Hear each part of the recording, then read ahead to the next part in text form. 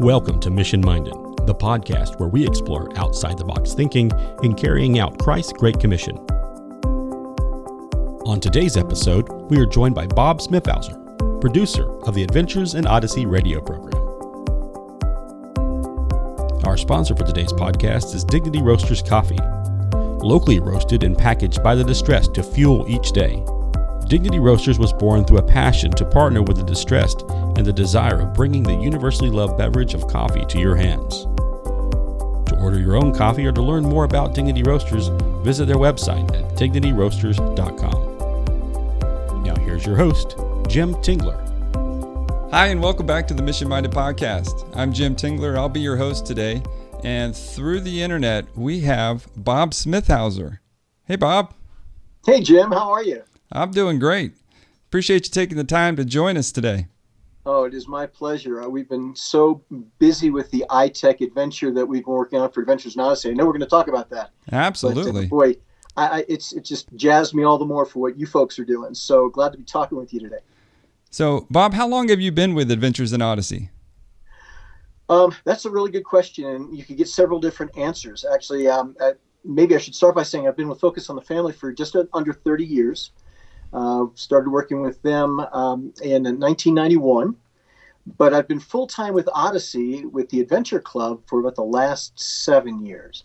And then before that, even though I was in a different position, I was doing some work with Odyssey, kind of extracurricular, which was a lot of fun. That's how I made some of my connections there, and I guess why they wanted me to come along and lead the club when that streaming service came along in 2014. That's great. And what is your role with Adventures in Odyssey? Well, right now, I am the producer of the Adventures in Odyssey Club. For people who aren't familiar with Adventures in Odyssey, the show has been around since 1987. So we're celebrating this month, actually, 33 years. And we are pleased to be reaching out to families, primarily kids 8 to 12 is the audio drama. That is the core. Of course, there are a lot of other ancillary products that we've put out too, but that is the core. Now it's interesting, Jim, when you've got a show that's been around for 33 years, we now have people who were raised on Adventures in Odyssey themselves raising their own 8 to 12-year-olds on Adventures in Odyssey, which is kind of a surreal experience. You know, when we get out and we start talking to fans and we realize that these folks have been with us for a long, long time. So we've been around for quite a while, and the show is based in the small town of Odyssey, the fictional town, where John Avery Whitaker is kind of our centerpiece. He is an elderly fellow who runs Wits End and is an inventor and creates these amazing inventions that help kids to have these imaginative adventures. Sometimes they will appear like time travel. They get to go back into history, be able to even have eyewitness experiences with the Bible. And then there are other types of adventures that we're outside the box. We've done over 900 Adventures in Odyssey episodes. Yeah, these are about 25 to 30-minute episodes. And it's been a thrill. It's been a great ride. That's great. Yeah, I have 2 young children. We're a little bit on the younger side. I can see a lot more of the adventures being played. We've played a few. We like to joke that we have our adventures in our Odyssey while we're listening to Adventures in Odyssey. We have a Honda Odyssey, so okay. I'm sure that's not the first time you've heard the play on the words there, but. No, it hasn't. But you know what? I have to let you and any of our viewers today know that if you do have kids who are a little bit younger, there was a time back in the early 2000s when we created some animated videos. They play more like Saturday morning cartoons. They don't have quite the same rich backstory and history that the audio drama does, the wealth of characters, but they're a great introduction, I think, for younger kids who may not be quite ready for the theater of the mind, but are a little bit more visually oriented. I think there's 17 or 18 of those, and they are available in the club right now as well. So describe this club. Yeah. Well, you know, it's interesting. As you know, technology has changed a lot in the last 30 plus years. When we got started, it was the radio, and we would have our programs available on cassette tape. And that's how people would listen to us. They'd pop it in. I remember my kids did that. It was even before CDs. And the funny thing was that they'd have a favorite show. And, of course, it would play on one side of the tape. And rather than listening to the other side of the tape, sometimes they would just kind of rewind that thing. You know, it was before you had as much control over your entertainment experience. Well, then of course we got CDs, and it became a little bit easier, and then downloadable MP3s. And it got to the point where everybody wanted to be able to stream things on demand. And we thought that's exactly what we want them to be able to do. In fact, if we could put our entire library of 900 shows out there, along with some other cool stuff, what if we were able to have a membership experience, a community that operated at a number of different levels that the show itself couldn't? Because if you know our show, the end of the program, we hear our host, Chris, who has been in every Odyssey adventure since the beginning. That's a hosting gig I'd like to have. That's job security. She's wonderful. Chris is terrific. She comes on and she kind of ties a bow on the episode for people. So regardless of whether the episode is about faith or courage or honesty, she will kind of bring in a scripture verse maybe to help drive it home. But then that's about it. That's about as deep as we can go in that episode. We just don't have the time for more. The beautiful thing about the club is that in addition to the audio drama and Chris, we also have a video documentary that will accompany each exclusive club video and club audio drama. We've got activities like puzzles, and sometimes we'll do a science experiment or we'll have a recipe. But we've got family discussion questions for moms and dads to be able to engage at a deeper level. And just so many different things that are an opportunity to bring them into a deeper relationship, not only with God, not only with the program itself and Odyssey, but also with each other. We have message boards so that our fans can talk to each other. We have fans around the world. We've got folks in over 90 countries and territories. Wow. Represented out there. A lot of them missionary families, which we'll probably talk about at some point. But yeah, because of the global presence that we have and the fact that they just love the show and they love to communicate with each other, we have these pre-moderated message boards that give them a very safe place to do that. That's great. And how would somebody find this club on the internet? Yeah, it's aioclub.org. Make sure you get the I in there, or you can end up in some bad places. That was something that we have to be very careful about at aioclub.org. We actually have a 2-week free trial that if folks want to just explore the club, they'll have full access to the club, including, as of December 1st, the ITEC episode that we worked on together. They'll be able to see that. So yeah, that's the place to go. And then once they get in there, they will find we are in our 7th season right now. So when I talk about exclusive adventures, there are, in addition to the ones that will end up on CD packs and on the radio, we have a monthly adventure that is exclusively for the members who are supporting us with that monthly gift. So those are the ones that get deep. I mean, we have daily devotions on the club. It's really great. Before we go any further, let me just say one thing about the message boards. We've had great stories. I'd like to share one with you. Just in terms of the way that these fans communicate, we had, I think it was 2018, Anchorage, Alaska experienced a 7.0 earthquake. You may recall that. And that night, one of our members who lives in Anchorage was online with other club members and communicating through all of that, whether it was the aftershocks or just the anxiety of it all. She was gaining encouragement. They were praying together through the message boards. I mean, that's the very best of what we can accomplish by having this type of a presence. We couldn't have done that before. You can't do that over the radio. But having opportunities for the kids to talk to each other that way, again, in a safe environment where people around them just love the Lord and love Odyssey, it's a great thing to see. That's great. One of the things you explained many wonderful attributes of this club, but I'm curious, how would you summarize the mission of your Adventures in Odyssey Club? I'm sure there's probably different levels of what is our mission here, what is focus on the family, Adventures in Odyssey in general. But I'm curious, how would you describe that? Well, we, as Adventures in Odyssey, and it sort of stems from the Adventures in Odyssey mission. I mean, we're all about entertaining kids, introducing them to Christ, and then for those who know Christ, discipling them as much as we can through the characters and situations that we develop. Stories are powerful. And this is one of the reasons that we have teamed up with ITEC to tell a story, tell one of the God stories that you have through the audio drama and that medium, which is making a comeback, I might add, of late. It seemed like for a while we were the only game in town, and there are others out there in Christendom that are using audio drama to spark the imagination and to communicate biblical truth. That's really what Odyssey was all about from the beginning. And as I mentioned with the club, we wanted to take that a step further. The question is, what can we do through this platform that we couldn't do before? How can we get deeper with kids? So, for instance, homeschoolers love the club.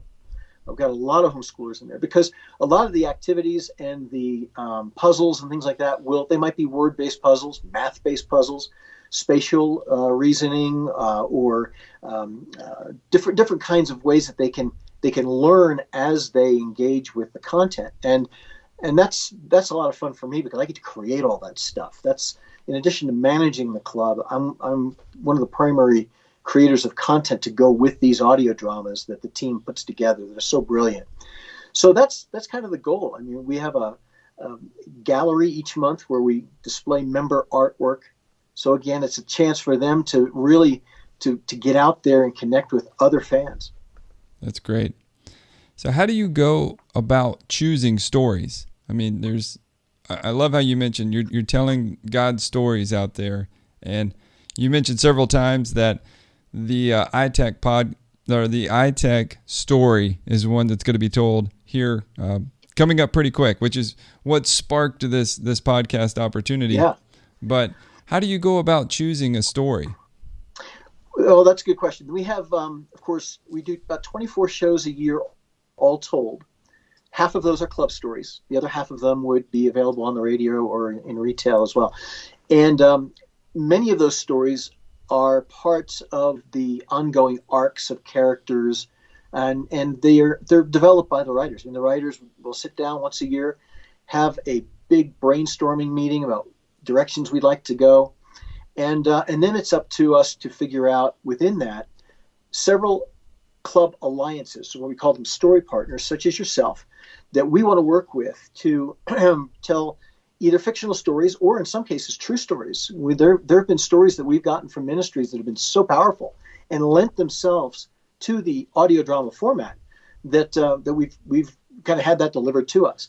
But I think in part what you may be asking, if I'm not mistaken, is how do we choose who we work with? Is that kind of? Well, yeah, both. Absolutely. Yeah. So variety of story, characters. We have a lot of different characters in Odyssey. We have several core characters who've been with us for a long time. And sometimes it's a lot of work to try and service all of those characters and keep their stories going without it feeling like, that there's been a long layoff between when we've heard from people. So that's part of how we develop the stories. We want to make sure that we're doing right by the characters that the kids love so much. And then also sort of tying up some families. We've got over 33 years, you can imagine. We've had actors come and go. Consequently, we've had characters come and go. We've had families that have kind of been in and out of Odyssey. The beautiful thing is that the Imagination Station, Invention, and Mr. Whitaker, and Wits End, and Connie and Eugene, and Woot, and some of those core characters are the thread that takes us through. But within that, there's opportunity for some families to go away after their stories have mainly been told, and then for others to be introduced. We just introduced a family within the last couple of years that's a military family. It's the first time we've ever done that. And so we're exploring things that over 33 years we've not had a chance yet to really do justice to over time. And we're learning a lot. This is the thing about the writers, is we have our own experiences. We have our own stories that we bring to it. But to some degree, we want to make sure that the stories we tell are stories that we can tell well, and that we do right by the different folks out there who expect to be represented and see themselves. We did a story many years ago. This would have been back in the early 90s on homeschooling. It's not available for a very good reason, because it's not one we're particularly proud of. There are only a handful of episodes that have been sort of retired, but that's one of them, because we just didn't understand the homeschool world and have learned so much about it since then. And we still get people asking us, hey, can you get homeschool kids on characters on Adventures in Odyssey? We'd love to do that. And there may come a day when we feel comfortable venturing into that territory.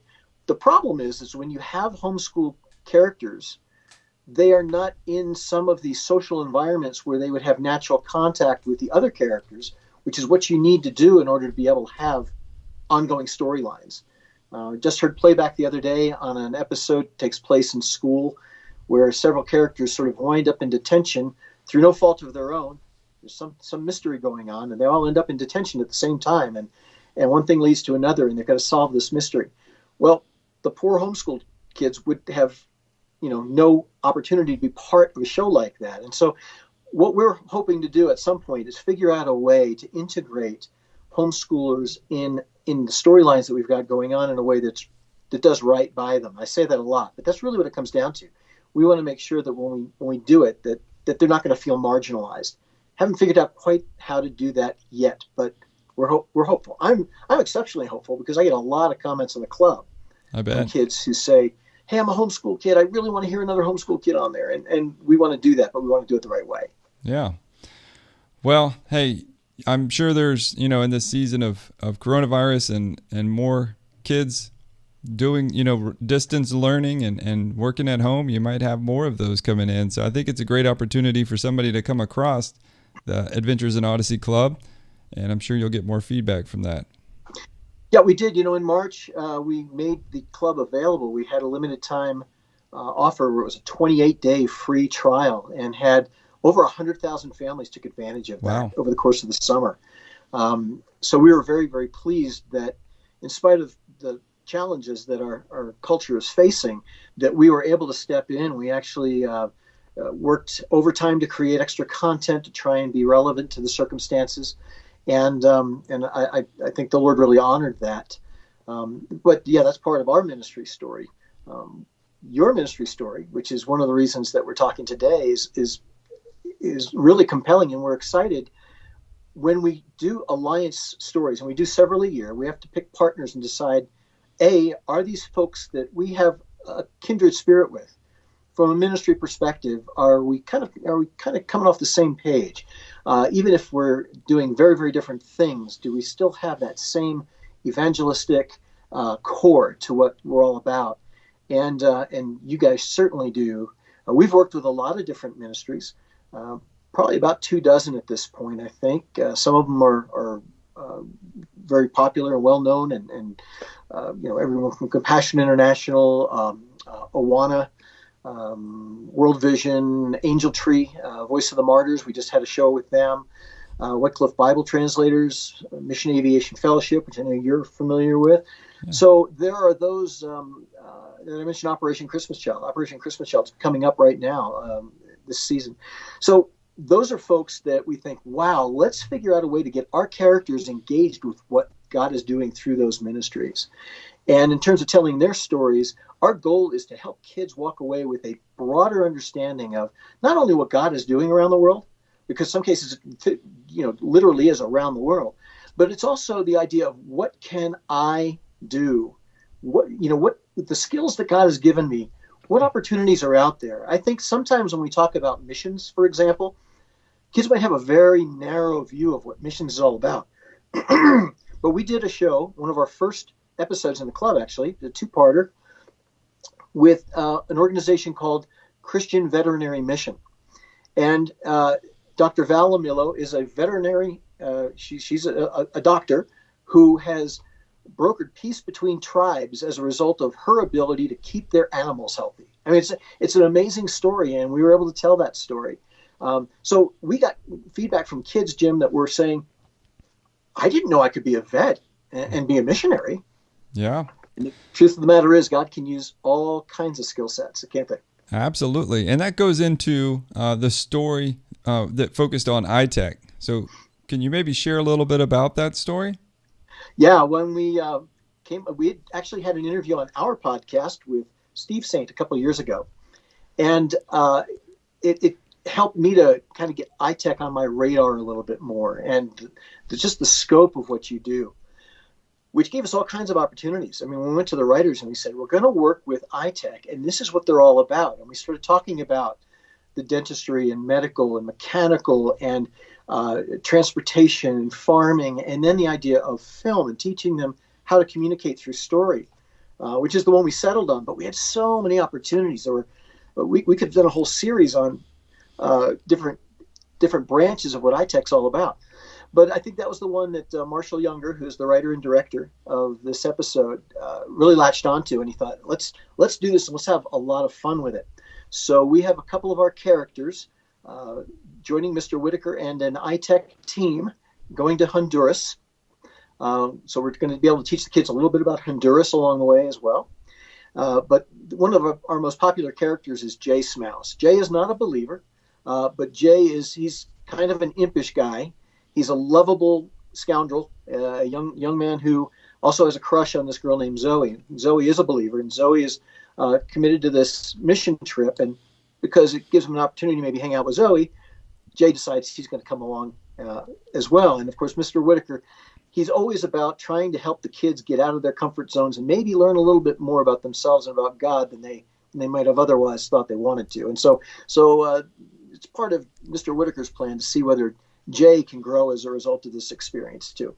So there's a lot of fun involved. Of course, the two of them go down there thinking that they're going to be teamed up to work with teenagers and show them how to tell God stories on tablets. And things don't go quite the way that they were planned. And I'll leave it at that because I don't want to spoil it for kids who are, and for adults for that matter too, who might want to check it out. Yeah.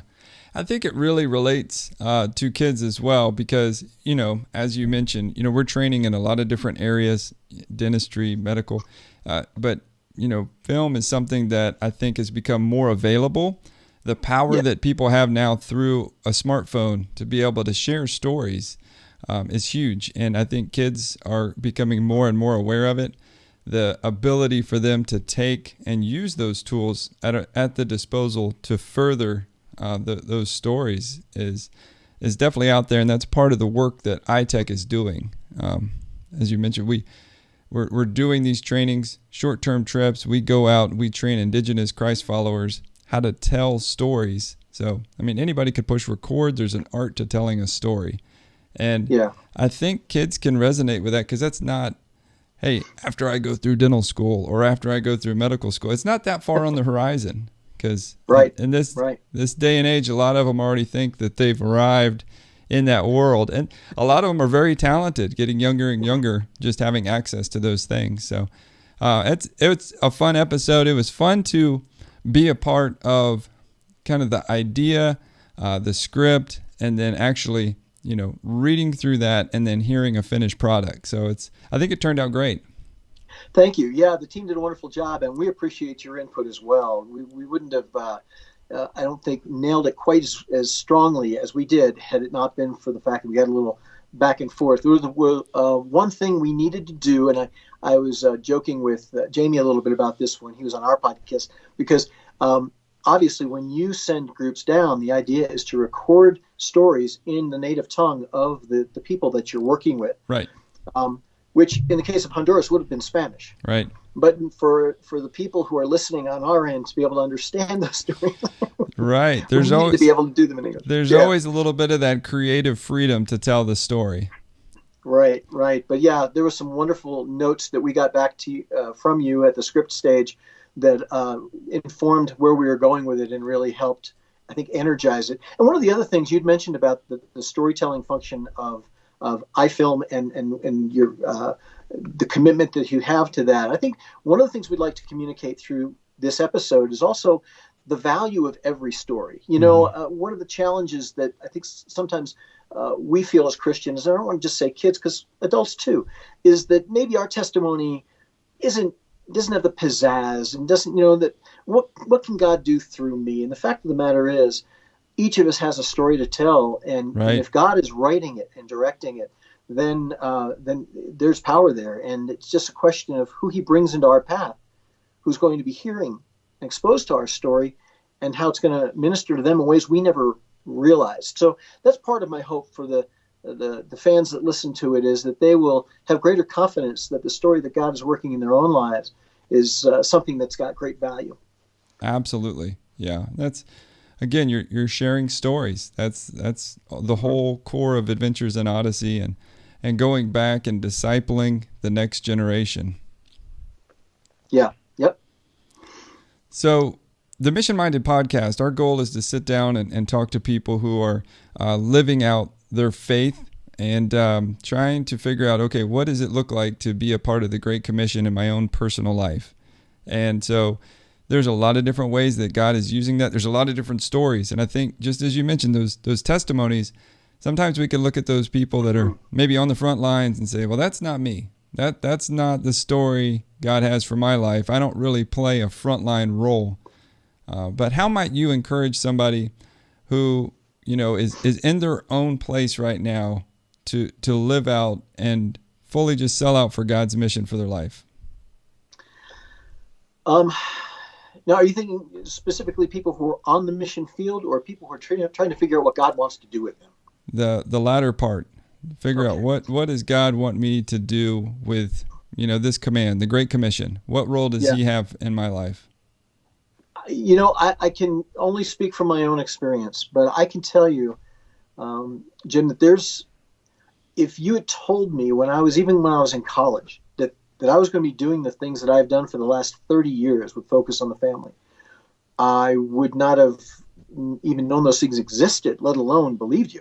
So to some degree, I think it's a matter of having the confidence to know that when God calls us, when we give ourselves over to Him and His plan, even when we don't know what that's going to be, and believe me, there's no more uncertain time right now than right now with pandemics and just technology and so on that is advancing faster than we can keep up with it at times. My own kids, I have one that just graduated from nursing school and has her license, and I said, boy, nursing is a field that you can at least feel confident there's going to be a need for it. At least we think so, for ongoing.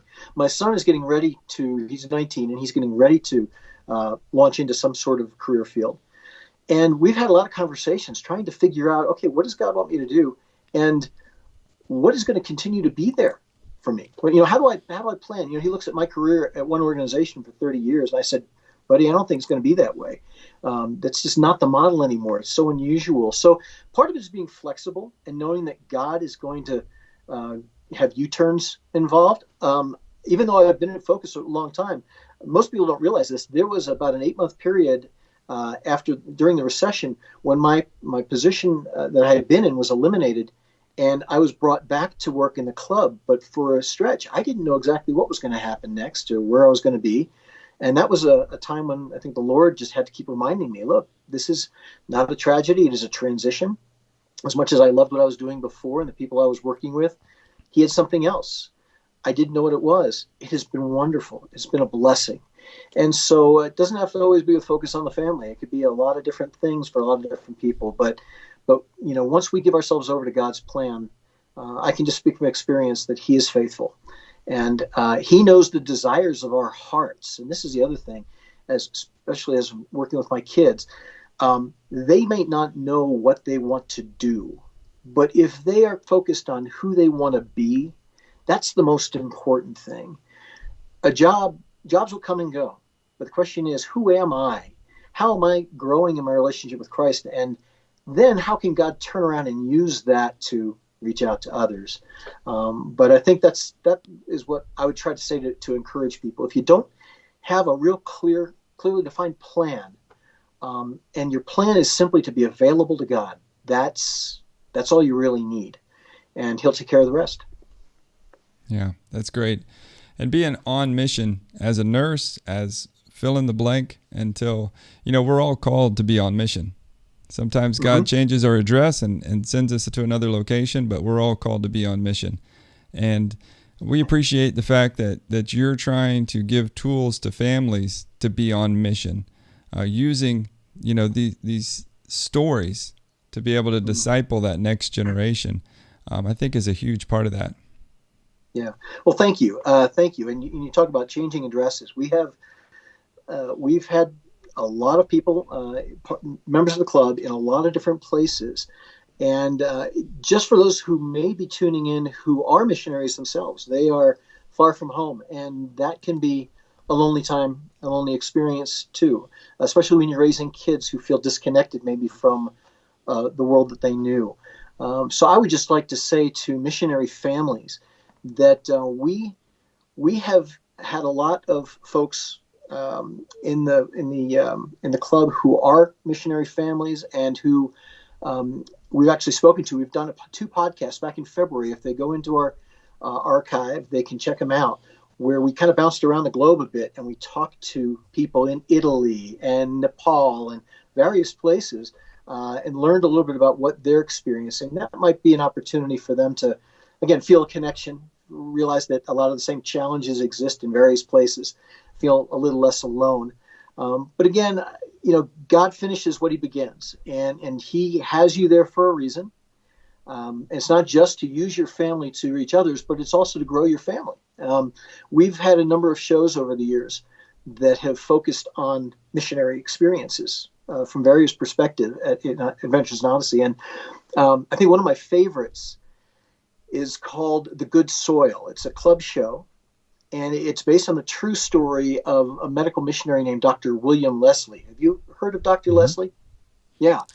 I did not know until we started working on this show who he was or what his story was, but it's sort of a bittersweet story in the sense that for folks who don't know who he is, Dr. Leslie was a medical missionary in the Congo in the early 20th century and was there for, I think it was about 18 years or so. And although he was doing a lot of medical work and he was helping them, overcome diseases and heal cuts and bruises and things like that, he wasn't seeing the kind of traction for kingdom work, spiritual development in the people that he was working. This is deep in the recesses of the jungle. This was not areas that many people had been, and he was actually called off the field and had never seen what happened after he passed away.